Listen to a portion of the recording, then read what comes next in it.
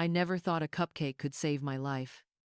But as I stood in my kitchen, that Tuesday afternoon, staring at the elegant box of strawberry treats my daughter had sent, something deep in my 70-year-old bones whispered, danger. For 38 years, I had been Isabella's devoted mother.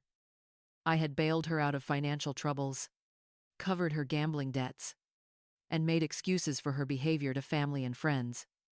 When Arthur, my late husband, passed away 3 years ago, Isabella became my whole world. Or perhaps more accurately, I became her personal bank account. The pattern had started innocently enough. Isabella would call, voice trembling with tears, explaining how she had fallen behind on rent or how her credit cards were maxed out. She would promise it was the last time, swear she was getting her life together, and I would transfer another few $1,000s to her account. After all, what good was Arthur's successful business empire if it couldn't help my own daughter? But as the months passed, the requests became larger and more frequent. Isabella needed money for her children's school fees, then for car repairs, then for medical bills that never seemed to have proper documentation. When I asked to see the bills or suggested we meet with her creditors together, she would become defensive, accusing me of not trusting her, of being a controlling mother who wanted to micromanage her adult life. The emotional manipulation was subtle but constant. Isabella had a way of making me feel guilty for having money while she struggled. She would remind me of how hard her divorce from Liam had been, how she was trying to provide for her children as a single mother, how unfair life had been to her. She painted herself as the victim of circumstances beyond her control, and me as the only person who could save her. I found myself walking on eggshells around my own daughter. If I questioned her spending or suggested she seek financial counseling, she would disappear for weeks, refusing to answer my calls or let me see my grandchildren. The silent treatment was her most powerful weapon, and she wielded it with precision. I learned to simply write the checks and ask no questions. Arthur had tried to warn me before he died. He had found evidence of Isabella's gambling addiction, discovered that she had been frequenting high-end casinos in South Beach, losing thousands of dollars in single nights. He had wanted to stage an intervention, to force her into treatment, but I had convinced him to give her one more chance. I thought love and support would be enough to help her overcome her demons. The irony was not lost on me that Arthur had protected us even in death. His will had been carefully crafted to prevent exactly the kind of financial manipulation Isabella was attempting.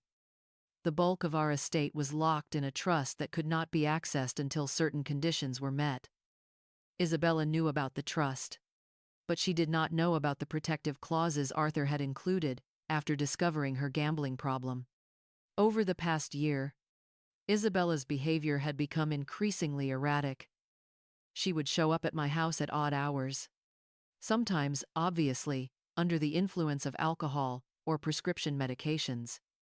She would ramble about mysterious debts, about dangerous people who were threatening her, about needing large sums of money immediately. When I pressed for details, she would become evasive, changing the subject or storming out. The grandchildren had stopped visiting as frequently. When I did see them, they seemed nervous and withdrawn. My grandson, barely 12 years old, had dark circles under his eyes and flinched whenever Isabella raised her voice. My granddaughter, only 8, clung to me desperately during visits, as if she was afraid to let go. Liam, their father, had been trying to get full custody, but Isabella fought him viciously in court, using the children as pawns in their ongoing battle. 3 weeks before the cupcakes arrived, Isabella had made her most brazen request yet. She had called me in tears, claiming that she owed $200,000 to someone she refused to name. She said that if she could not pay within the month, something terrible would happen to her and the children. She begged me to liquidate some investments, to find a way to access the trust fund early, to save her from this unnamed threat. For the first time in decades, I had said no. Not because I did not love her, but because I finally recognized that my enabling was not helping her. It was feeding a monster that would never be satisfied, no matter how much I fed it. Isabella had not taken my refusal well. She had screamed at me over the phone, calling me selfish and heartless, accusing me of caring more about money than about my own daughter and grandchildren. That conversation had been our last until the cupcakes arrived. The delivery man had been polite and professional, handing me the elegant box with its silk ribbon and embossed card. The card was written in Isabella's flowing handwriting, expressing love and apologies for our recent argument. She hoped the cupcakes, from Miami's most exclusive bakery, would sweeten our relationship and help us start fresh. As I opened the box, my first instinct was suspicion. Isabella had never sent me baked goods before. She knew I preferred to make my own desserts, a hobby I had maintained since Arthur's death as a way to keep busy and feel useful. The gesture felt calculated, designed to manipulate rather than genuinely apologize. The cupcakes were beautiful. 6 perfect confections topped with pink frosting and delicate sugar flowers. But as I leaned closer to examine them, my nose detected something that made my blood run cold. Beneath the sweet aroma of vanilla and strawberry was another scent, bitter and sharp, like almonds that had gone bad. My hands began to shake as I recognized that smell. Years of baking had taught me to identify ingredients by scent alone, and what I was smelling was not supposed to be in any cupcake. It was the distinctive odor of cyanide, a poison I knew about from my years of reading mystery novels and watching crime documentaries with Arthur. The realization hit me like a physical blow. My own daughter had sent me poisoned cupcakes. She had not just crossed a line. She had obliterated it entirely. All those years of financial support, of emotional manipulation, of making me feel guilty for setting boundaries, had led to this moment where she was literally trying to kill me for my money. My first instinct was denial. Surely I was imagining things. Surely my own child could not be capable of such evil. But as I examined the cupcakes more closely, I noticed other signs that something was wrong. The frosting was slightly discolored in places, as if it had been tampered with after the initial decorating. The sugar flowers were placed in an unusual pattern, possibly to disguise evidence of injection sites. With trembling hands, I carefully placed one cupcake in a plastic bag and hid it in the back of my refrigerator. Then I disposed of the remaining 5 in the dumpster behind my house, making sure they were buried deep beneath other garbage, where no animal could accidentally consume them. I spent the rest of the afternoon scrubbing my hands and disinfecting every surface the cupcakes had touched, terrified that even residual contact with the poison might harm me. That evening, I sat in Arthur's old chair, staring at the phone and trying to decide what to do next. Part of me wanted to call the police immediately, to have Isabella arrested for attempted murder. But another part of me, the part that had been conditioned by decades of making excuses for her behavior, whispered that perhaps I was overreacting. Maybe the strange smell was my imagination. Maybe my suspicions were unfounded. Maybe there was some innocent explanation. The next morning, I drove to a private laboratory across town and paid for an emergency toxicology analysis of the cupcake. The technician, a young woman with kind eyes, asked no questions when I explained that I suspected the pastry had been tampered with. She promised to have results within 24 hours.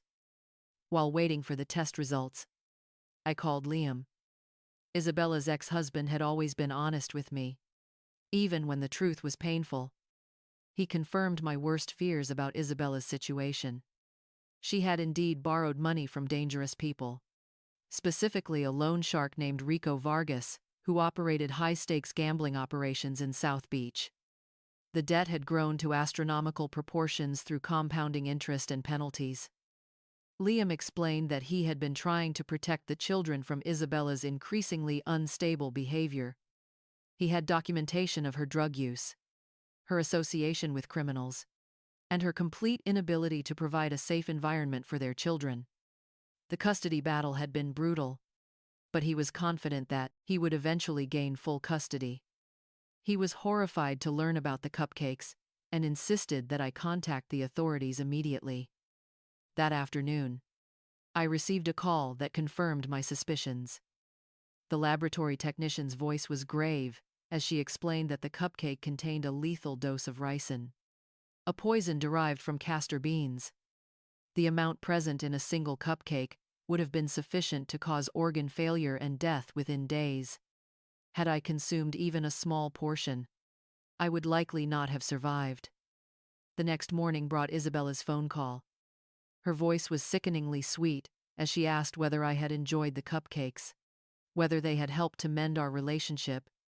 When I calmly informed her that I had given the entire box to my neighbor Sophia, the silence that followed was deafening. Then came the scream. Not the practiced sob of manipulation or the calculated tantrum of a spoiled child, but a raw, primal shriek of pure terror. Isabella was not screaming because she felt guilty about trying to poison me. She was screaming because she thought her plan had failed and that an innocent person might have died instead. Within minutes of our phone call, Isabella arrived at my house in a panic.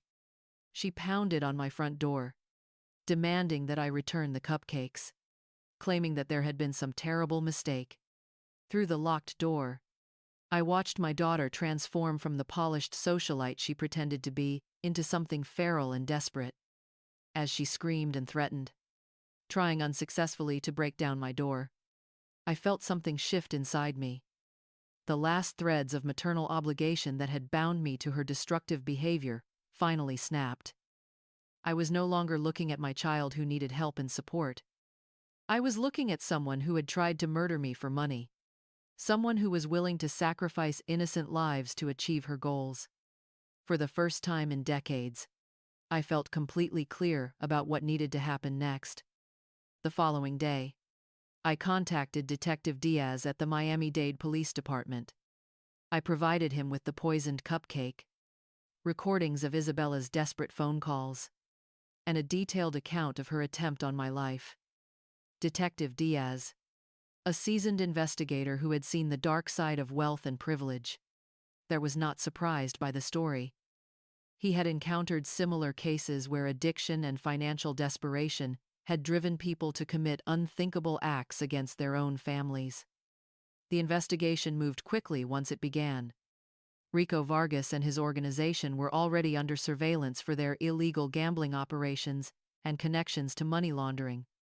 Isabella's communications with Vargas were easily traced, providing a clear motive for the attempted murder. Text messages between Isabella and Vargas revealed that she had promised to pay her debts as soon as she gained access to her inheritance.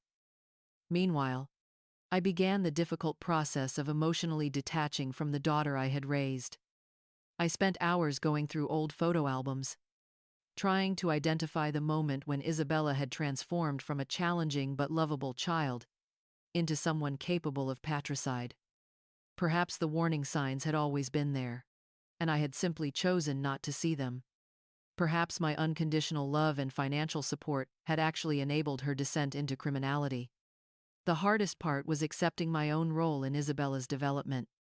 By constantly rescuing her from the consequences of her actions, by providing money without requiring accountability, by prioritizing peace over principles, I had taught her that manipulation and emotional blackmail were effective tools for getting what she wanted. I had been so afraid of losing her love that I had failed to provide the boundaries and tough love she actually needed. 2 weeks after the cupcake incident, the police arrested Isabella at her apartment. They found evidence of drug use, documents connecting her to Rico Vargas, and detailed plans for accessing the family trust after my death. She had already researched how to forge medical documents that would make my death appear natural, how to expedite probate proceedings, and how to break the protective clauses in Arthur's carefully constructed will. During the arrest, Isabella showed no remorse for her actions. Instead, she screamed about betrayal. about how I was destroying our family, about how everything was my fault for refusing to help her when she needed it most. Even facing criminal charges, she continued to see herself as the victim rather than the perpetrator. The trial was a media sensation. The story of a wealthy widow's daughter attempting to poison her own mother for inheritance money captured public attention and sparked discussions about family dysfunction, addiction, and the corrupting influence of money. I testified calmly and clearly about Isabella's behavior, about the pattern of manipulation and escalating demands, about the moment I realized my own child was trying to kill me. Isabella's defense team tried to paint her as a victim of mental illness and addiction, claiming that she was not responsible for her actions due to diminished capacity. They argued that years of drug abuse and the stress of dealing with violent criminals had driven her to temporary insanity. The prosecution countered with evidence of careful planning, detailed research, and calculated manipulation that demonstrated clear intent and premeditation. During the trial, I learned details about Isabella's life that horrified me. She had been involved with Rico Vargas for over 2 years, using her relationship with him to gain access to high-stakes gambling that fed her addiction.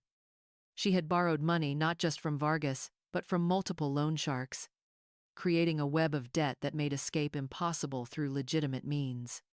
The children, my precious grandchildren, had been living in constant fear. They had witnessed their mother's violent mood swings, her association with dangerous criminals, and her complete disregard for their safety and well-being.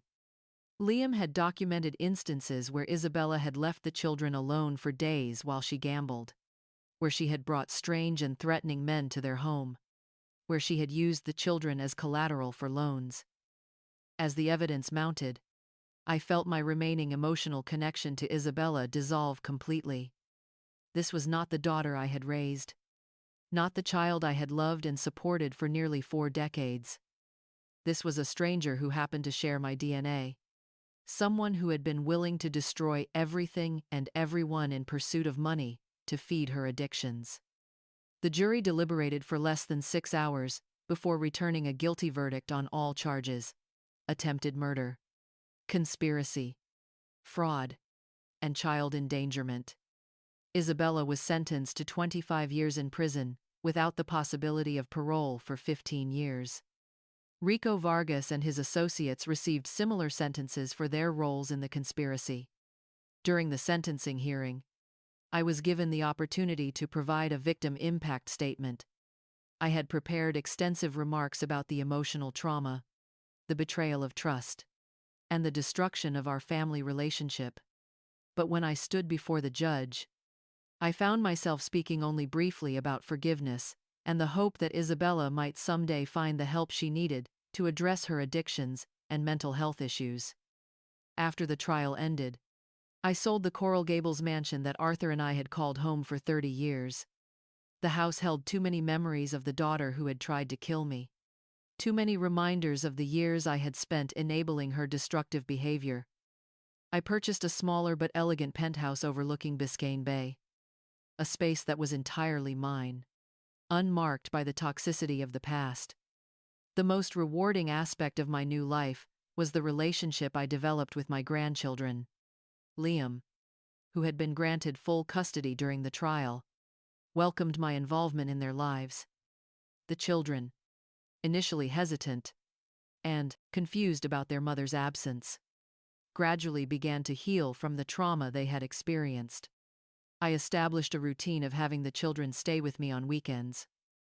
We would cook together, work on art projects, visit museums, and take walks along the waterfront.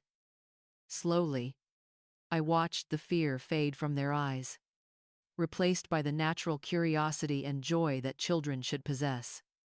They began to trust that adults could be reliable, that love did not come with strings attached, that they were safe and valued. With my lawyer's help, I restructured Arthur's trust to ensure that the children's education and future would be fully funded, but in a way that could never be accessed or manipulated by Isabella. even after her eventual release from prison. The money that Isabella had been so desperate to steal would instead provide her children with opportunities for college, travel, and whatever dreams they chose to pursue. I also established the Arthur Vance Foundation, a charitable organization focused on helping victims of family financial abuse and supporting children who had been traumatized by parental addiction and criminal behavior.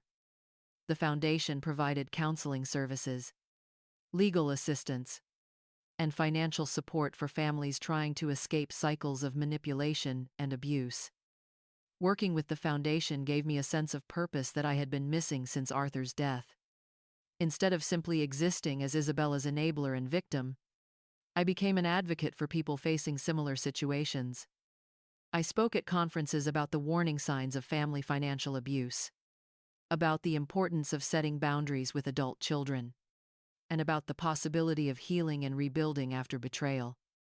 1 year after Isabella's conviction, I received a letter from her in prison. The return address made my heart skip a beat, bringing back memories of the fear and manipulation that had defined our relationship. The letter sat unopened on my kitchen counter for 3 days while I debated whether to read it. When I finally opened the envelope, I found 5 pages of Isabella's familiar handwriting. The letter was a mixture of self-pity, blame, and manipulation that was exactly what I had expected. Isabella claimed that I had destroyed our family by refusing to help her, that I was responsible for her children growing up without a mother, that my testimony at her trial had been vindictive and cruel. There was no acceptance of responsibility, no genuine remorse for her actions, no acknowledgement of the trauma she had caused. Instead, Isabella positioned herself as the victim of my selfishness, of Liam's vindictiveness, of a justice system that did not understand addiction and mental illness. She begged me to provide money for her commissary account, to hire a better lawyer to appeal her conviction, to visit her in prison so we could rebuild our relationship. Reading the letter, I felt nothing but profound sadness for the person Isabella had become. The daughter I had raised was truly gone, replaced by someone who could not see beyond her own needs and desires, even when facing the consequences of attempted murder. The letter confirmed that I had made the right choice in cutting contact and moving forward with my life. I placed the letter in my fireplace and watched it burn completely. The flames consumed not just the paper and ink, but also the last vestiges of guilt and obligation I had been carrying. I was finally free from the toxic cycle that had defined my relationship with Isabella for so many years. 6 months later, I received another letter. This time, I did not hesitate. I fed it directly into my paper shredder without opening it. Watching the pieces fall into the wastebasket like confetti, I felt no curiosity about its contents, no guilt about destroying it unread. Isabella's voice no longer had power over me. The children asked about their mother occasionally, usually when they saw other families together, or during holidays when her absence was particularly noticeable. I answered their questions honestly but age-appropriately, explaining that their mother had made very bad choices that hurt people, and that she needed to face consequences for those choices. I emphasized that her actions were not their fault, that they were loved and wanted, and that their future was full of possibilities. As I write this story, nearly 2 years have passed since the cupcakes arrived at my door. I am 72 years old, healthier and happier than I have been in decades. My relationship with my grandchildren continues to flourish. They are thriving academically and emotionally, showing no signs of the anxiety and fear that once defined their daily lives. Liam has become like a son to me, and I have found great joy in being part of a healthy, functional family unit. We celebrate holidays together, take vacations, and create new traditions that have nothing to do with the dysfunction of the past. The children call me Grandma Ellie, and their laughter fills my penthouse with warmth and light. I think often about the cupcakes that saved my life, not because they failed to poison me, but because they forced me to confront a truth I had been avoiding for years. Sometimes the people we love most are also the people who cause us the greatest harm. Sometimes love requires saying no, setting boundaries, and accepting that we cannot save someone who is determined to destroy themselves. The most important lesson I learned from this experience is that it is never too late to reclaim your life, to establish healthy boundaries, and to choose relationships that nurture rather than deplete you. At 70 years old, I discovered that I could be strong, that I could protect myself and others, and that I deserved to live without fear or manipulation. I still think about Isabella sometimes, usually late at night when the penthouse is quiet and the city lights reflect off the bay. I wonder if prison has given her time to reflect on her choices, if she has found sobriety and clarity, if she ever thinks about the family she destroyed in pursuit of money and drugs. But these thoughts no longer cause me pain or guilt. They are simply acknowledgments of a sad reality that I cannot change. My future stretches ahead with promise and possibility. The foundation work continues to expand, touching more lives and preventing other families from experiencing the trauma we endured. My grandchildren are growing into confident, caring young people who will never doubt their worth or accept abuse as normal. And I wake each morning in my beautiful home, surrounded by love and purpose, grateful for the cupcakes that taught me the difference between enabling and loving, between surviving and thriving. The last cupcake, as it turned out, was not the one that would have killed me. It was the one that saved my life by showing me who I really was, underneath decades of manipulation and fear. I am Eleanor Vance, survivor and protector, grandmother and philanthropist, a woman who learned that sometimes the greatest act of love is saying goodbye.